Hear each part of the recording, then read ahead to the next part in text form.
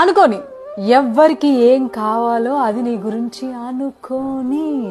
ఎవరన్నా ఒక పర్సన్ వచ్చి నీ గురించి వాళ్ళు ఇది చెప్పారు, లేదంటే నీ గురించి వాళ్ళు ఇలా అనుకుంటున్నారు, లేదంటే నీ గురించి నాకు ఒక విషయం తెలిసింది, ఇదంట కదా, అదంట కదా, ఇలా అంట కదా, అలా అంట కదా అని అంటే వాళ్ళకి క్లియర్గా నువ్వు చెప్పే అవును అనుకోని, దానికి ఇంకొంచెం యాడ్ చేసుకుని కూడా నువ్వు కూడా అనుకో, ప్రాబ్లమే లేదు.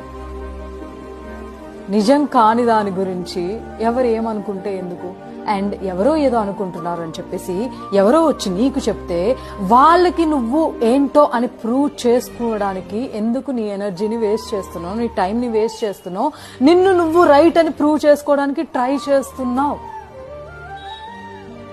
నిన్ను నమ్మలేని మనుషులకి, నువ్వేంటో తెలియని మనుషులకి నువ్వేంటో చెప్పడమే వేస్ట్.